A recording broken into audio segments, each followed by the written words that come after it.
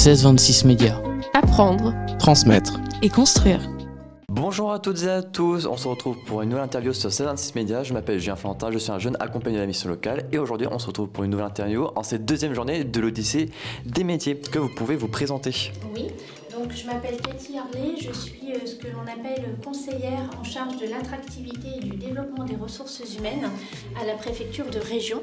Je suis basée à Rouen, mais en fait dans le cadre de mes missions, j'interviens au niveau de toute la région. Quelle idée reçue aimeriez-vous déconstruire sur ce métier ou ce secteur? Alors souvent dans la fonction publique, l'image très courante encore qui circule sur la fonction publique, c'est qu'on a affaire à des personnes qui travaillent plutôt dans des bureaux.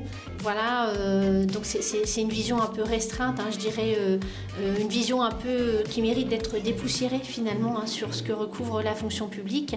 Et alors que quand on creuse le sujet, on s'aperçoit que ça recouvre énormément de métiers.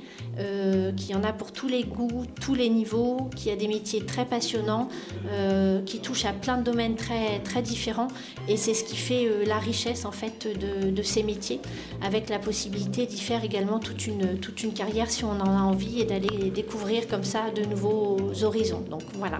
Et c'est ça notamment mon travail, c'est d'arriver à déconstruire ces idées, mais qui sont souvent liées à un manque d'information. Et donc c'est l'objet des missions qui sont les miennes. Très bien. Quelle habitude de travail, organisation, sécurité, communication, hygiène, rigueur, préparation font progresser le plus vite? Quand on a envie de mener une carrière dans la fonction publique, on a la possibilité, alors déjà d'entrer dans la fonction publique, pas forcément par concours. C'est vrai que pendant des années ça a été le cas. Aujourd'hui on peut rentrer dans la fonction publique par le biais de contrats à durée déterminée par exemple.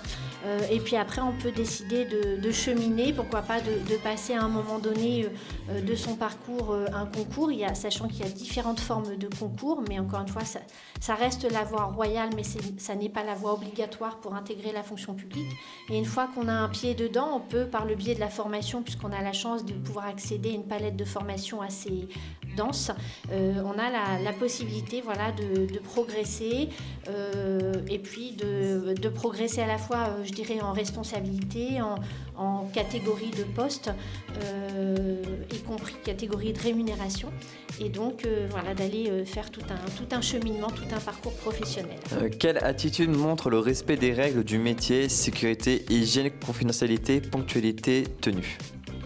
Alors en fait, quand on vient travailler dans la fonction publique de manière générale, sachant que quand on dit fonction publique, vous avez la fonction publique d'État, vous avez la fonction publique hospitalière et la fonction publique territoriale, mais quel que soit, je dirais, le versant de la fonction publique dans lequel vous allez venir travailler, le tronc commun de tout ça, c'est vraiment d'avoir l'esprit et le sens du service public. Quel parcours pas à pas proposeriez-vous à un jeune qui veut se lancer rapidement? Découverte, immersion, formation courte, première expérience? Alors, ce qui se fait de plus en plus aujourd'hui dans la fonction publique, et ça les jeunes ne le savent peut-être pas suffisamment, c'est qu'effectivement on a la possibilité de venir faire des stages, alors soit dans le cadre d'un stage obligatoire lié au cursus scolaire, je pense par exemple au stage de 3e, ou même quand on est en cursus d'études supérieures par exemple, on peut avoir des périodes de stage à effectuer. En dehors de ces périodes de stage, je dirais obligatoires, on peut venir faire aussi une immersion de quelques jours chez un employeur. Ça se pratique de plus en plus. De même qu'on peut aussi, c'est peut-être pas suffisamment connu, faire de l'apprentissage dans la fonction publique. Donc il y a d'ailleurs un site, au-delà du site un stage sur lequel les employeurs publics peuvent déposer leurs offres de stage. Vous avez un site qui s'appelle pas.gouv.fr sur lequel vous pouvez aussi retrouver des offres de contrats d'apprentissage et de stage. Mais voilà, ce sont des choses qui se pratiquent aujourd'hui dans la fonction publique. Il y a pas mal d'employeurs dans les trois versants qui acceptent d'accueillir des jeunes pour leur faire découvrir un maximum de métiers, de services au sein de leur structure. Très bien, c'est tout pour moi. Merci beaucoup d'avoir répondu à nos questions et on se retrouve très prochainement sur 1626 Médias.